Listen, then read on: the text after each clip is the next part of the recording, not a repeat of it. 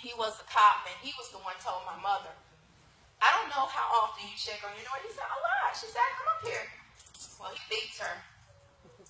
They fight all the time. My mother didn't step in. Sometimes tough love is the best love. Because my mother had told me, April, don't take that walk. Don't move in with a man unless you're married. Because my mother raised me up being a PK kid, but my stepdaddy, I knew that was wrong. But you know how children do what they want to do anyway. You feel me? But you have to let them bump their head. A bout lesson is better than a bar any day. So mama let me figure it out. Oh boy, and I figured it out. Because one day, he told my butt up, I turned around and I told him up. I learned to fight. I kicked and I got his butt bloody. And it was like a Tina Turner and Ike up in there. When he was knocked out drunk, I packed my stuff. Mind you, that was my furniture and stuff. I walked away. I got my car and I went home and I knocked on my mama's door and said, Mama, would you please let me in? She said, April, you're not going to keep coming back here and keep going back to him. I said, Mama, I will never go back to him. And I did. She let me in and she loved me and I told her I was sorry. Because I really was. That prodigal son or daughter will come back home.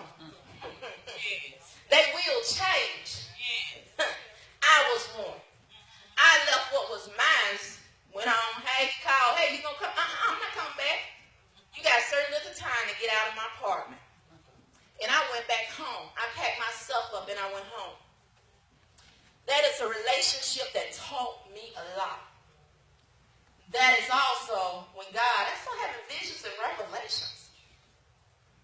And I said, God, visions and revelations are about me being in the ministry? Not me. Not the walk I've took in life and the things that I've done. No. But I was one day had to get a wisdom tooth pulled. And my heart rate went up so high. And that exactly around the time then that they found out about my mental issues that I had with panic and anxiety attacks. I ended up in the ER with my heart rate at 2 some. I ended up with the anxiety so bad. I didn't want to be in enclosed places. I would go to work and have panic attacks. I mean, it just went on and on. But I'm here to tell you all today that God brought me through. And God can bring you through anything. But one thing we have to realize as Christians is that there is nothing wrong at all with seeing a physician.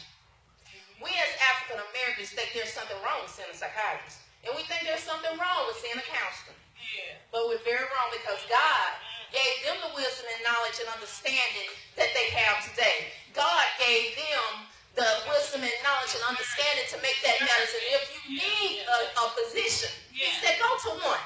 But if you're healthy, you don't need one. That's right. And I know how God is. And I thank God. If you are being abused today, and I can't let this go, and you're in a marriage and being abused, thank God. Pastor have never hit me. I'm straighten that out right now.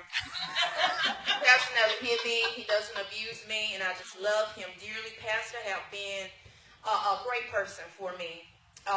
When I met Pastor in 2008-9 is right when I came over into the ministry.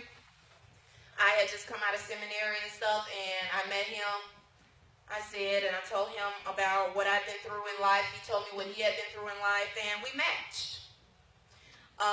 He's a good guy. He's a nice person. I had left that rough alone. Sometimes you gotta forget your desires, and you gotta do what's best for you. You gotta forget that GQ, whatever. Who they used to say, little baby face, all them.